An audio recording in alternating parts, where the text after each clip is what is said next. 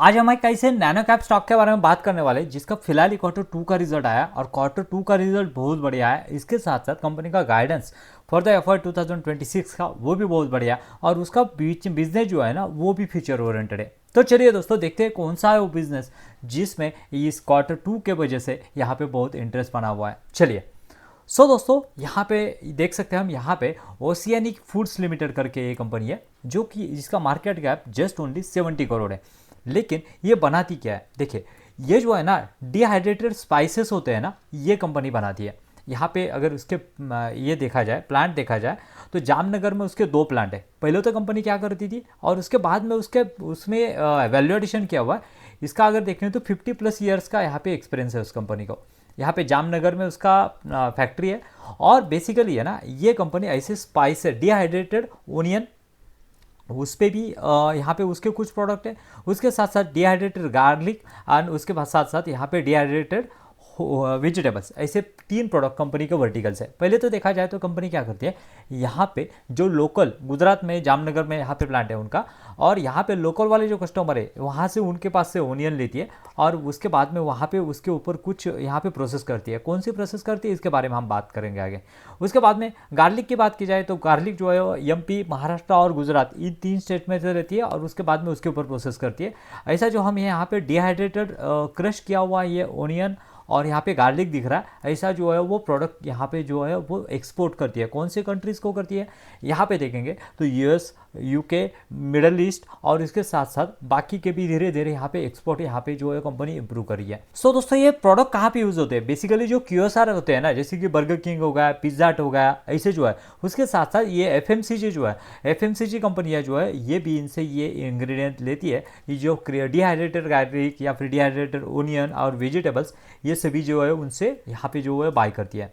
उसके बाद में यहाँ पे उनको अवार्ड जो है अवार्ड भी दिए गए, national export award, India SME award, उसके साथ साथ मोस्ट ट्रस्टेड कंपनी।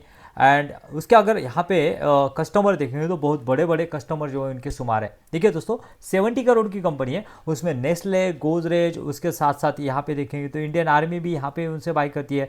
उसके साथ ITC, Hindustan Unilever and so on export के कुछ कस्टमर्स हैं जो कि अराउंड 70 to 80% का जो उनका जो है वो प्रोडक्ट जो है वो एक्सपोर्ट होता है। बादशाह मसाले जो होते हैं उसमें भी यहाँ पे जो इसका जो है यूज़ होता है। दोस्तों अभी उन्होंने स्टेप्स बताया कि किस तरह से ये इनके यहाँ पे देखिए, जो इनिशियली तो ओनियन वगैरह जो लिया जाता है उसको क्लीनिंग किया जाता है, उसके साथ साथ प्रिसीजन सॉर्टिंग किया जाता है इसका, उसके बाद में ऑटोमेशन पिलिंग एंड ट्रिमिंग किया जाता है, उसके बाद में मल्टी वॉशिंग किया जाता है और उसके बाद में कटिंग किया जाता है। यहाँ तक तो पहला जो है स्टेप 6 तक पहले कंपनी थी प्लांट 1 में। उसके बाद में कंपनी ने क्या किया है ना, कंपनी ने यहाँ पे जो है फॉरवर्ड इंटीग्रेशन किया। फॉरवर्ड इंटीग्रेशन करने के बाद में कंट्रोल प्री ट्रीटमेंट सिस्टम जो कि स्टेप 7 है, प्राइमरी डिहाइड्रेशन, ये यहाँ पे जो है मशीनरी वगैरह प्लांट 2 में बिठाई। उसके बाद में 12 layer magnetic purification, advance deduction and उसके बाद में comprehensive quality testing and climate control packaging, ये सभी अभी कंपनी नए वाले प्लांट में अभी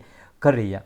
दोस्तों अगर इसका अगर देखा जाए तो कंपनी का बिजनेस जो है कंपनी ने टारगेट दिया है फॉर द एफआई 2026 के लिए हम यहाँ पे 20 to 25% से यहाँ पे ग्रो करेंगे। 20 to 25% का CAGR अगर कोई माइक्रो कैप कंपनी है, सॉरी नैनो कैप कंपनी है, that is the really good. यहाँ पे हम देख सकते हैं किस तरह का प्रोसेसिंग, फार्मिंग, क्वालिटी टेस्टिंग जो है वो कंपनी का होता है। इसके बाद में कंपनी की कैपेसिटी की बात की जाए तो कंपनी की जैसे कि मैंने कहा 2 यूनिट है जामनगर में, पहली वाली जो है उसकी 20 मैट्रिक टन की कैपेसिटी अराउंड 80% जो है वो यूटिलाइज हो चुकी है। उसके साथ साथ सेकंड वाला प्लांट जो है वो यहाँ पे एडवांस प्लांट है जिसकी कैपेसिटी वो 30 मैट्रिक टन है और यहाँ पे वो भी 85% तक यहाँ पे जो है यूटिलाइज हुआ है। वो कंपनी का कहना है कि हम यहाँ पे एफआई 2026 में यहाँ पे रैंप अप करने वाला है। उसके साथ साथ कंपनी का 70 to 80% रेवेन्यू जो है वो यहाँ पे USA, Europe, middle east and south east Asia से आता है। डोमेस्टिक पैन इंडिया प्रेजेंट अगर देखेंगे तो महाराष्ट्र और गुजरात में एक्सपोर्ट का सेल्स जो है वो कंपनी यहाँ पे नए नए जोग्राफी में यहाँ पे एक्सपांड करने का देख रही है। उसके साथ साथ क्लाइंट कॉन्सेंट्रेशन अगर देखेंगे तो कंपनी के जो क्लाइंट है ना, किसी भी क्लाइंट का 15% से यहाँ पे ज़्यादा जो है वो शेयर नहीं है। ये एक स्ट्रेंथ होती है कंपनी की। अगर किसी कंपनी के ऊपर ज़्यादा डिपेंडेंसी और उसी ने अगर यहाँ पे जो है ऑर्डर नहीं दिए तो एक that is one of the risk. लेकिन ये रिस्क जो है कंपनी के बारे में नहीं होती हुई दिख रही है।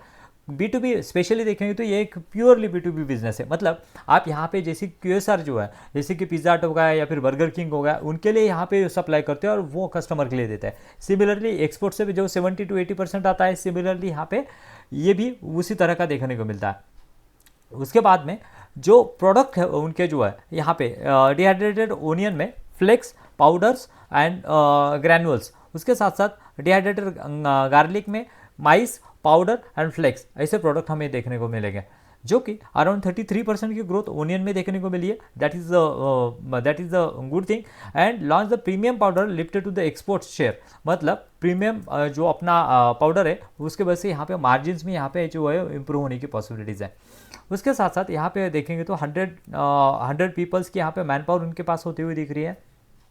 उसके साथ साथ यहाँ पे अगर उसके फंडामेंटल्स की बात की जाए तो किस तरह का यहाँ पे Q2 का रिजल्ट है ये देखना बहुत इंटरेस्टिंग है। बिकॉज ऑफ जिस तरह से यहाँ पे कंपनी परफॉर्म कर रही है ना, that is important. Because of market का भले ही छोटा हो, लेकिन जिस नीच के साथ में काम कर रही है ना, जो यहाँ पे दर्शाता है कि यहाँ पे जो है वो एक अपना अलग से मोड बनाई हुई है। चलिए देखते हैं Q2 के कैसे आया रिजल्ट। सो दोस्तों, यह कंपनी के Q2 के रिजल्ट हम अगर यहाँ पे देखेंगे तो सेल्स ग्रोथ किस तरह से, यहाँ पे देखिए कंसिस्टेंसी देखिए किस तरह से सेल्स ग्रोथ है।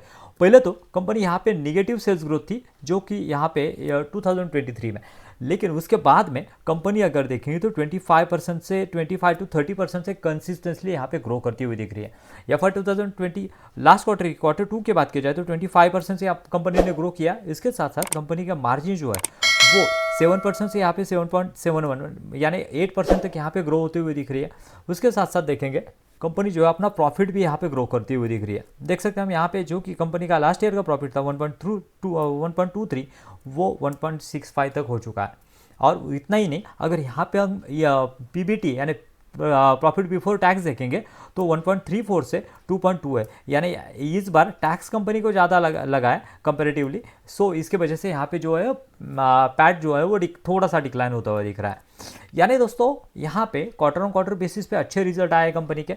उसके साथ साथ अगर यहाँ पे ईयर ऑन ईयर बेसिस पे देखेंगे तो कंपनी की ग्रोथ देखिए, इससे पहले तो इतनी अच्छी ग्रोथ नहीं थी। यहाँ पे अगर 2023 तक देखेंगे उतनी अच्छी ग्रोथ नहीं थी, लेकिन अभी कंपनी जो है रैंप अप होती हुई दिख रही है। कंपनी का मार्जिन जो है वो एक्सपांड होते हुए दिख रहे हैं। जैसे कि हमने देखा प्रीमियम सेगमेंट में जो कंपनी जो है वो यहाँ पे जो एंटर कर रही है उसका पैड भी उसी तरह से बढ़ रहा है।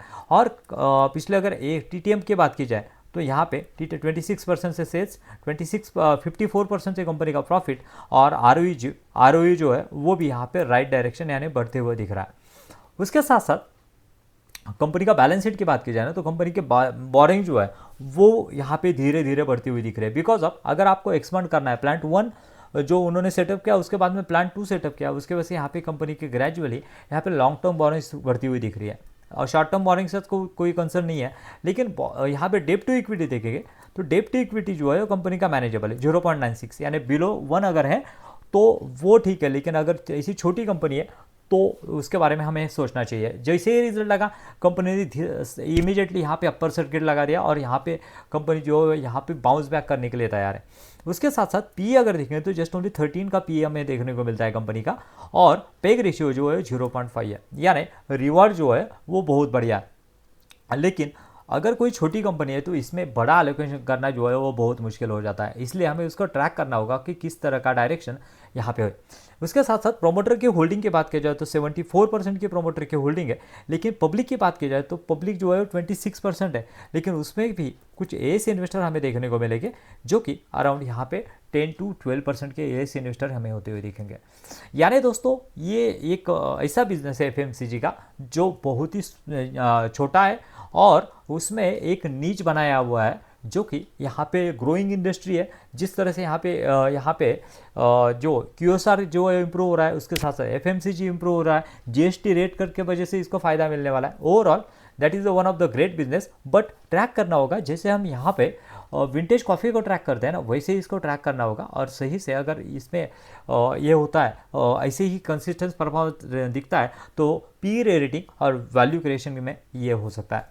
सो ऐसे ही वीडियोस के लिए मिलते हैं नए वीडियो में। Thank you very much. Channel को सब्सक्राइब करना मत भूलें। Thank you very much.